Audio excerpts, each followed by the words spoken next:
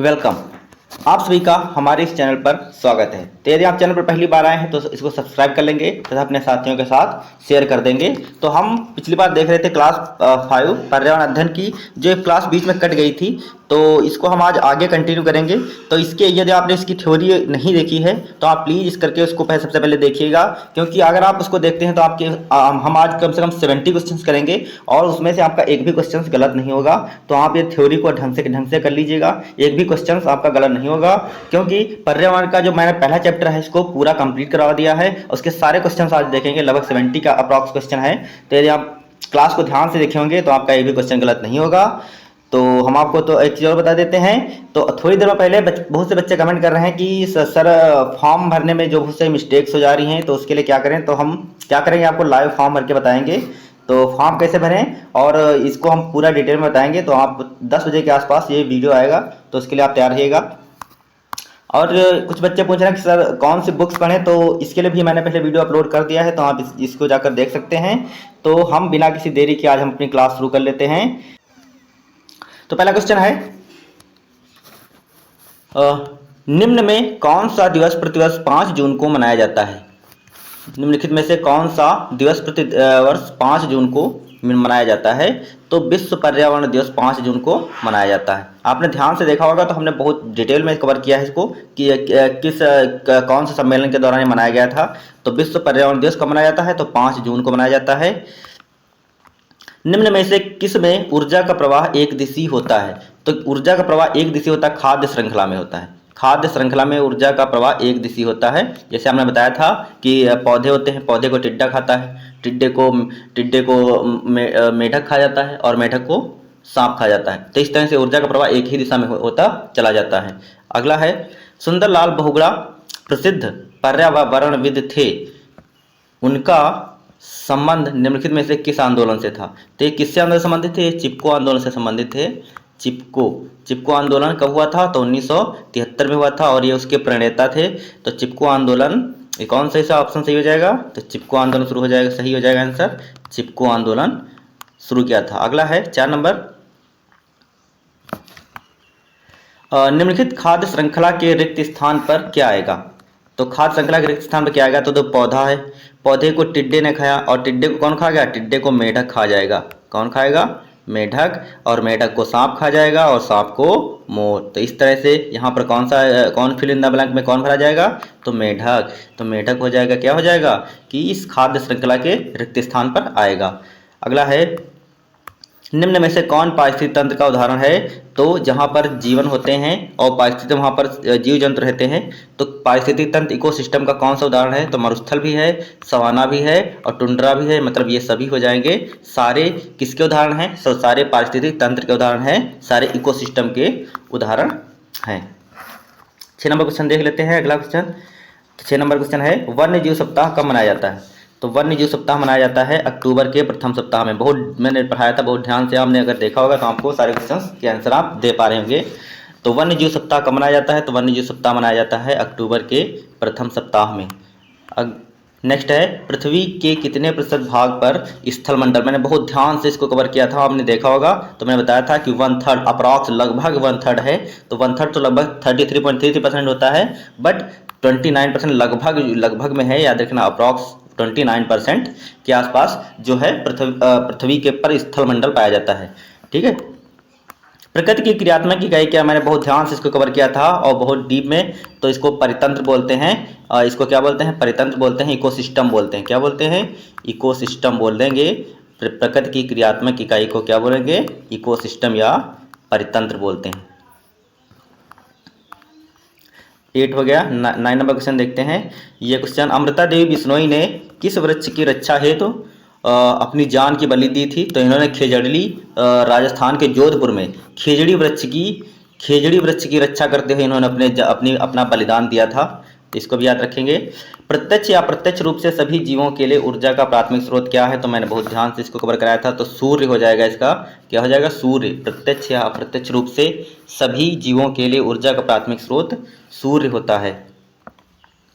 ऊर्जा का पिरामिड किससे संबंधित है। तो ऊर्जा का पिरामिड खाद्य श्रृंखला से संबंधित है। हमने देखा होगा ऊर्जा का पिरामिड कुछ इस तरह से बनता है।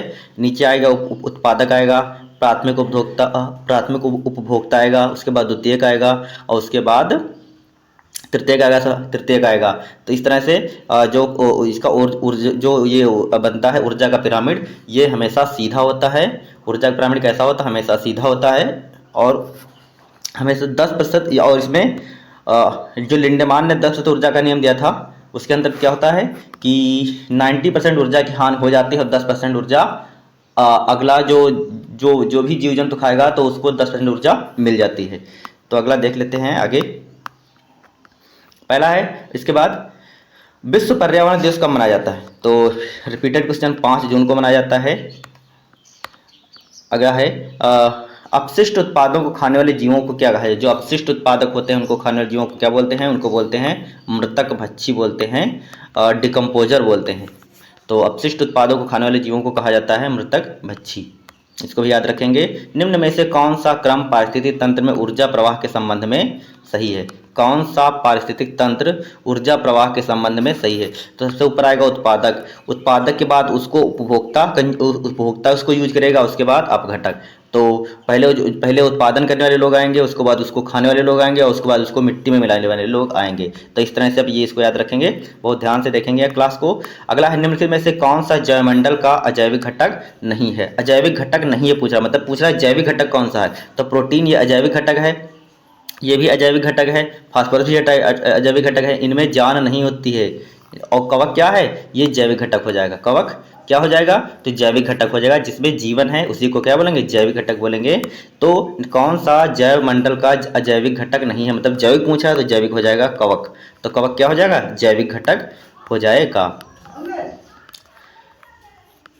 अगला है, घास भूमि के परितंत्र की खाद्य श्रृंखला में सबसे उच्च स्तर के उपभोक्ता होते हैं। घास भूमि क्षेत्र के परितंत्र की खाद्य श्रृंखला में सबसे उच्च स्तर के उपभोक्ता होते हैं, तो ये मांसाहारी होते हैं। मांसाहारी सबसे ऊपर होते हैं। पारिस्थितिक तंत्र में ऊर्जा का मुख्य स्रोत क्या है? तो सूर्य का प्रकाश है। बिल्कुल, सूर्य के प्रकाश से ही सभी ऊर्जा प्राप्त करते हैं। खाद्य श्रृंखला द्वारा घातक रसायनों की निरंतर बढ़ती मात्रा, उसको क्या बोलते हैं? तो खाद्य श्रृंखला में जो घातक रसायन को निरंतर बढ़ती मात्रा होती है उसको जैव सांद्रण बोलते हैं। जैव सांद्रण, जैसे किसी मछली ने जो है, मान लेते हैं किसी खेत में वर्षा हुई और वो खेत में जहरीले कीटनाशक का छिड़काव हुआ था और पानी बहता हुआ उसमें से नदी में जा पहुंचा और उसको मछली ने पिया। तो क्या हुआ? उससे मछली के पेट में कहीं ना कहीं जहर पहुंचा और उस जहर को जब मनुष्य उसको खाएगा तो उसके अंदर भी ये चीज़ें पहुंचेंगी। तो इसी को बोलते हैं घातक रसायन की निरंतर बढ़ती मात्रा। तो इसको बोलते हैं जैव सांद्रण। क्या हो जाएगा? जैव सांद्रण। अगला है, परितंत्र शब्द का गठन किसने किया था? परितंत्र मतलब पूछ रहा है इकोसिस्टम। इकोसिस्टम का शब्द का गठन किसने किया था? तो मैंने बहुत ध्यान से इसको बताया था कि इसको एजी टेंसले साहब ने 1935 ईस्वी में इसका गठन किया था, एजी टेंसले। अगला है, पर्यावरण के जैविक घटक में क्या सम्मिलित है? जैविक मतलब जिसमें जीवन है, और जैविक में कौन सा हो जाएगा? भूमि में जीवन नहीं है, वायु में भी नहीं है, जल में नहीं है, मतलब कौन सा हो जाएगा? तो पौधा हो जाएगा। तो पौधों में क्या है? जीवन है। भू पारिस्थितिक तंत्र में ऊर्जा का महत्वपूर्ण स्रोत क्या है? रिपीटेड क्वेश्चन, तो सूर्य हो जाएगा, ज़्यादा बताने की जरूरत नहीं है इसमें। पर्यावरण संरक्षण अधिनियम किस वर्ष पारित हुआ था? बहुत ध्यान से मैंने बताया था, तो कितना हो जाएगा? 1986 हो जाएगा। तो इसको मैंने बहुत ध्यान से बताया था, तो आपने इसको देखा होगा जब मैंने करा रहा था। तो सारे क्वेश्चंस क्लास से ही हैं, तो आपने यदि क्लास नहीं देखी तो प्लीज़ करके आप वो क्लास पहले देख लीजिएगा, आपके सारे क्वेश्चंस हो जाएंगे। किसी खाद्य श्रृंखला में शाकाहारी क्या होते हैं? तो शाकाहारी को कहा जाता है प्राथमिक उपभोक्ता, क्योंकि पेड़ पौधे उत्पादक होते हैं और उत्पादक को ही प्राथमिक उपभोक्ता खाता है। तो उत्पादक को जो प्राथमिक उपभोक्ता खाएगा तो खाद्य श्रृंखला में वो शाकाहारी कहलाएंगे। पारिस्थितिक तंत्र के तत्वों के चक्रण को क्या बोलते हैं? तो जैव भू रासायनिक चक्र, यही बोलते हैं। पारिस्थितिक तंत्र में तत्वों के चक्रण को क्या बोलते हैं? तो जैव भू रासायनिक चक्र बोलते हैं। इकोसिस्टम की सही परिभाषा क्या होगी? तो इकोसिस्टम की सही परिभाषा हम आपको बता देते हैं। इसका सही आंसर हो जाएगा, इकोसिस्टम की सही परिभाषा क्या हो जाएगी? तो ये हो जाएगी जीव समुदाय और उसके वातावरण का संतुलित तंत्र। इकोसिस्टम की सही परिभाषा क्या होगी? तो यही हो जाएगा कि जीव समुदाय को उसके वातावरण के साथ अध्ययन करना, यही इकोसिस्टम होता है, यही होता है इकोसिस्टम। अगला देख लेते हैं, किसी परितंत्र में तत्वों का चक्रण क्या कहलाता है? तो ये क्वेश्चन बार बार पूछा जा रहा है, तो जैव भू रासायनिक चक्र बोलते हैं। जीव भू रासायनिक चक्र या जैव भू रासायनिक चक्र, ठीक है, एक ही चीज है। तो तत्वों के चक्रण को परितंत्र में जैव भू रासायनिक चक्र कहते हैं। 16 नंबर क्वेश्चन है, चिपको आंदोलन के प्रणेता में, रिपीटेड क्वेश्चन फिर से आ गया। तो ये सुंदरलाल बहुगुणा जी हैं, इन्होंने चिपको आंदोलन को अंजाम दिया था। तो अगला क्वेश्चन है, जैविक समुदाय में प्राथमिक उपभोक्ता क्या है? तो जैविक समुदाय में प्राथमिक उपभोक्ता को मैंने बताया था, शाकाहारी होते हैं। ये शाकाहारी होते हैं, ये उत्पादक को खाते हैं। जब मोर सांप को खाता है, जब क्या मोर सांप को खाता है, और सांप कीड़ों को खाता है, और कीड़े हरे पौधे को खाते हैं, तो मोर का पोषण तल क्या हो जाएगा? तो मोर का पोषण तल क्या होगा? मोर जो सबसे ऊपर इस तरह से बनाते हैं, अगर हम खाद्य जाल बनाते हैं, खाद्य श्रृंखला इस तरह से बनाते हैं, इस तरह से इसको हम इधर कर देते हैं थोड़ी देर के लिए। तो क्या कह रहा है कि मोर को सांप खा रहा है, मोर को सांप जो सबसे ऊपर मोर जाए, सबसे पहले आएंगे पेड़ पौधे। पेड़ पौधों को कौन खा रहा है? पौधों को कौन खा रहा है? पौधों को खा रहा है मोर। कीड़े हरे पौधों खा रहे हैं, तो कीड़े खाएंगे हरे पौधे, यहाँ पर आ जाएंगे कीड़े। और उसके बाद आएगा कीड़े, और कीड़ों को कौन खा रहा है? कि सांप कीड़ों को खाता है, तो सांप यहाँ पर आ जाएगा। सांप थोड़ा हम बड़ा बना लेते हैं जिसमें आ जाए सांप। यहाँ सांप आ जाएगा, यहाँ पर बीच में यहाँ पौधे, फिर कीड़े, फिर सांप, उसके बाद मोर आ जाएगा यहाँ पर। तो मोर देख लीजिए आप कहाँ पड़ रहा है, ये ऊर्जा, ये जो ऊर्जा का पिरामिड बन रहा है इसके शीर्ष पर पड़ रहा था, मतलब खाद्य पिरामिड के शीर्ष पर होगा। मोर का स्थान कहाँ होगा? खाद्य पिरामिड के शीर्ष पर होगा। आई थिंक आपको चीजें समझ में आ रही होंगी। 19 नंबर है, जो शाकाहारी जंतु भोजन के लिए हरे पेड़ पौधों पर निर्भर करते हैं। जो शाकाहारी जंतु होते हैं और पेड़ पौधे निर्भर करते हैं, उनको प्रथम चरण के उपभोक्ता बोलते हैं। प्रथम चरण के उपभोक्ता। निम्न में से कौन सर्वाधिक उत्पादक पारिस्थितिक तंत्र है? तो हमने क्वेश्चन को हाईलाइट करके बताया था कि ये उष्णकटिबंधीय वर्षावन जो होता है, ये सबसे उत्पादक इकोसिस्टम होता है, सबसे ज्यादा उत्पादक इकोसिस्टम होता है। खाद्य श्रृंखला के में परस्पर समूह को क्या बोलते हैं? तो इसको बोलते हैं खाद्य संजाल बोलते हैं। खाद्य संजाल। खाद्य श्रृंखला के परस्पर समूह को क्या बोलते हैं? तो खाद्य संजाल बोलते हैं। जैविक पर्यावरण में क्या शामिल है? जैविक पर्यावरण मतलब जो लोग जिनमें जीवन है, तो उत्पाद में भी जीवन है, उपभोक्ता में भी जीवन है, और अपघटक में भी जीवन है। तो इस तरह से ये सभी हो जाएंगे। तो जैविक पर्यावरण के अंतर्गत ये सभी शामिल हैं। आगे क्वेश्चन देख लेते हैं, ये हो गया 22। अगला क्वेश्चन है 23। अब इसको देखेंगे, हम थोड़ा कम कर देते हैं इसको। तो देख लीजिए, आप 23 क्वेश्चन देखेंगे, बाकी छोड़ देंगे इधर।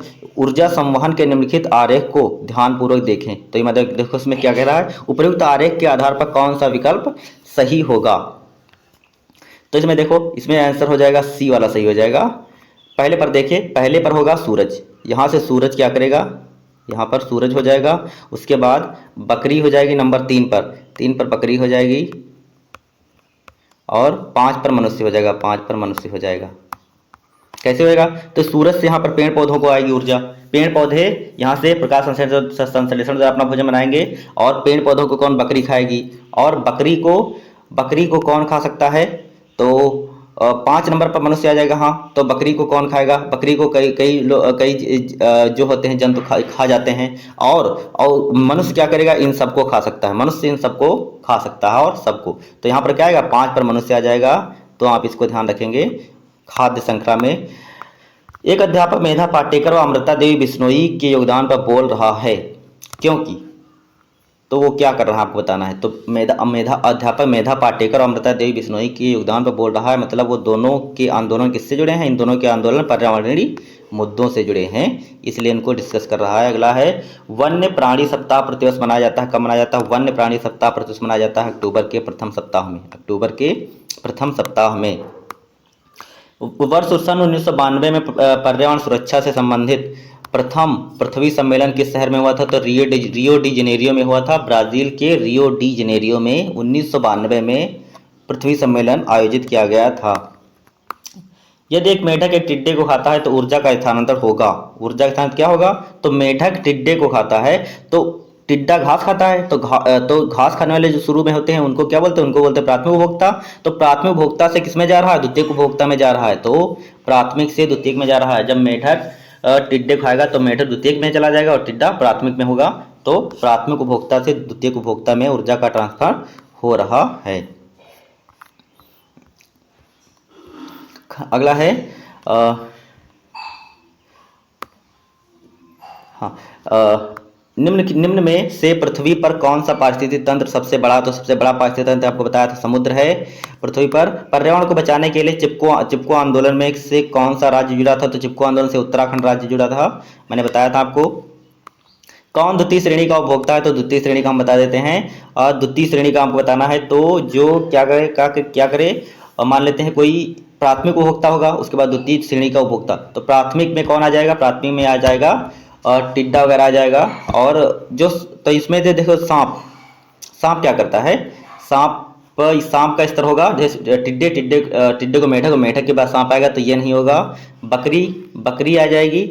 निम्न में कौन सा द्वितीय श्रेणी का उपभोक्ता है, इसमें शेर नहीं होगा, इसमें बकरी हो जाएगा। इसका आंसर बकरी हो जाएगा क्योंकि द्वितीय श्रेणी का उपभोक्ता पूछ रहा है। तो बकरी घास के बाद घास को कौन खाता है, तो बकरी खाती है, तो बकरी कहाँ चली जाएगी। सॉरी इसमें द्वितीय में यही आएगा, सॉरी शेर ही आएगा।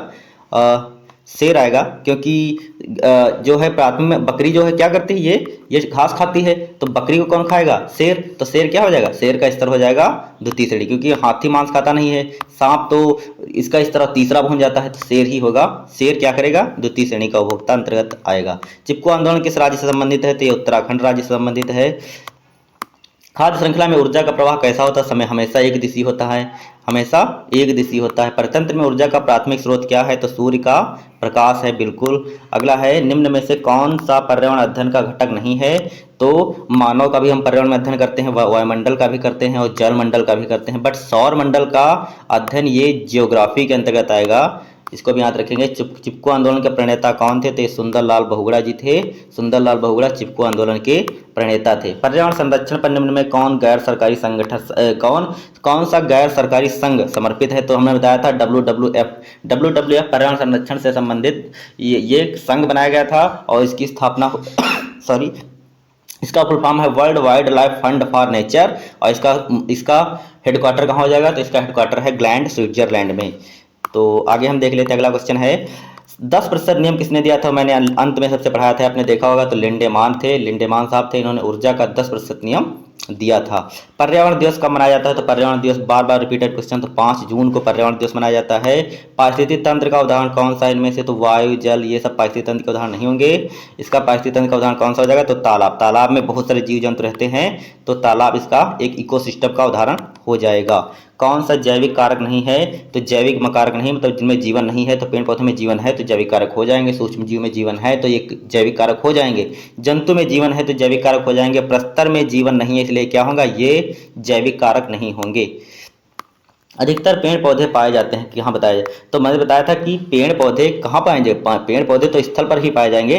पृथ्वी के कुल 29% पर क्या है, स्थल है, और स्थल पर ही क्या पाए जाते हैं, अधिकतर पेड़ पौधे और जीव जंतु सारे स्थल मंडल पर ही पाए जाते हैं। मतलब अगला है कौन सा जैविक घटक है, तो बार तो मृदा अजैविक है, जल अजैविक है, इनमें जीवन नहीं है, वायु में भी जीवन नहीं, लेकिन पादप में जीवन है, ये जैविक हो जाएगा। हमारे देश में वन महोत्सव दिवस कब मनाया जाता है, तो वन महोत्सव दिवस मनाया जाता है 1 जुलाई को हमारे देश में वन महोत्सव दिवस मनाया जाता है। पर्यावरण के अंतर्गत कौन कौन आता है, तो पर्यावरण की परिभाषा में हमने बताया था कि परि का अर्थ है चारों ओर, आवरण का अर्थ है घेरना, तो हमारे चारों ओर जो कुछ भी हमको घेरे हुए है वो सब पर्यावरण के अंतर्गत आएगा। तो पेड़ पौधे जीव जंतु भी हमारे आसपास हैं, रिश्ते नाते और संस्कृति भी हमारे आसपास है, मकान सड़कें पूजा स्थल भी हमारे आसपास है। इसका मतलब क्या हो जाएगा, इसका मतलब हो जाएगा कि सारे चले जाएंगे ऑप्शन, तो ये सारे सही हो जाएंगे। अगला है क्वेश्चन नंबर है 45। ऊर्जा का पिरामिड कैसा होता है, तो हमेशा हमने बताया था सीधा बनता है। लिंडेमान साहब ने ऊर्जा का 10% नियम दिया था, तो ऊर्जा का पिरामिड कैसा होता है, हमेशा सीधा होता है। प्राकृतिक एवं सामाजिक सांस्कृतिक पर्यावरण के बीच अंतः क्रिया का उदाहरण कौन सा इसमें से है, तो देखो प्राकृतिक सामाजिक सांस्कृतिक पर्यावरण के बीच अंतः क्रिया का उदाहरण कौन सा, देखो वनों की कटाई करना ये प्राकृतिक है। सामाजिक शिकार करना और निर्माण कार्य करना ये प्राकृतिक और सामाजिक संस्कृति का ये हिस्सा है। तो ये सब क्या किसके अंतर्गत आ जाएंगे, सारे आ जाएंगे सारे। इसी का आंसर कौन सा हो जाएगा, तो इसमें हो जाएगा आंसर इसका आंसर हो जाएगा उपरोक्त सभी। ये सारे प्राकृतिक और सामाजिक सांस्कृतिक पर्यावरण के अंतर्गत आते हैं, तो सभी इसमें उपरोक्त सभी हो जाएगा। प्राकृतिक पर्यावरण के प्रमुख घटक कौन से हैं? तो प्राकृतिक पर्यावरण में देखो सभी जीव आते हैं, भू आकृतिक कारक आते हैं, जलवायु कारक आते हैं, मतलब सभी जीव जंतु आ जाएंगे तो पर्यावरण के अंतर्गत ही तो आएंगे। भू आकृतिक कारक, जो भू आकृति में जो परिवर्तन होते हैं ये किस पर आएंगे? तो ये भी तो प्राकृतिक पर्यावरण के अंतर्गत आएंगे। और जलवायु कारक, आज पानी बरस रहा है, कल जाड़ा होगा, परसों सर्दी होगी, तो इस तरह से ये सारे कारक किसमें आ जाएंगे? तो ये सारे कारक आ जाएंगे प्राकृतिक पर्यावरण के अंतर्गत आ जाएंगे। एक पोषण स्तर से दूसरे पोषण स्तर पर ऊर्जा का कितना भाग स्थानांतरित होता है? तो 10%। 10% ऊर्जा का नियम किसने दिया था? तो लिंडेमान साहब ने दिया था। इन्होंने कहा था कि सॉरी, एक पोषक स्तर से दूसरे पोषक स्तर में जाने पर 90% ऊर्जा का ह्रास होता है तथा 10% ऊर्जा ही वो अपने अंदर कंज्यूम करता है। तो 10% ऊर्जा ही आगे स्थानांतरित होती है, 90% ऊर्जा हानि हो जाती है। वन्य जीव सप्ताह कब मनाया जाता है? तो 1 अक्टूबर से 7 अक्टूबर के मध्य मनाया जाता है, मैंने बताया था ध्यान से। तो वन्य जीव सप्ताह कब मनाया जाता है? 1 अक्टूबर से 7 अक्टूबर के मध्य। निम्नलिखित में से कौन सी खाद्य श्रृंखला घास मैदान की नहीं है? तो घास मैदान की बताना कौन सी नहीं है? कीट मेढक मेढक सांप, तो कीट मेढक सांप ये जल की हो जाएगी। खरगोश, लोमड़ी, शेर, चूहा, सांप, गिद्ध, निम्नलिखित में कौन सा? देखो कीट मेढक सांप ये कहाँ से, कौन सी श्रृंखला? घास मैदान। अच्छा, घास मैदान की पूछ रहा है, तो ये भी घास की हो जाएगी। घास मैदान की नहीं पूछ रहा है, ठीक है, तो ये भी घास की हो जाएगी। खरगोश भी घास, लोमड़ी, शेर ये भी घास स्थल की हो जाएगी। और चूहा, सांप, गिद्ध ये भी घास की हो जाएगी। लेकिन प्लावक मतलब जो छोटे छोटे पेड़ पौधे होते हैं, मछली और व्हेल, ये कहाँ? ये हो जाएगी तालाब की। तो ये कहाँ से हो जाएगी? ये तालाब की हो जाएगी खाद्य श्रृंखला। आपको देखता है कि तालाब में जो होते हैं छोटे छोटे पेड़ पौधे होते हैं और मछलियां भी उसमें होती हैं और बड़ी मछली व्हेल भी होती है। तो इस तरह से ये क्या, ये घास स्थल की, जो घास स्थल की खाद्य श्रृंखला नहीं है, इसको आप ध्यान रखेंगे। अगला क्वेश्चन है, शायद लास्ट क्वेश्चन है। किसके नेतृत्व में चिपको आंदोलन को बल दिया गया था? तो चिपको आंदोलन का बल दिया गया था किसके आंदोलन में? सुंदरलाल बहुगुणा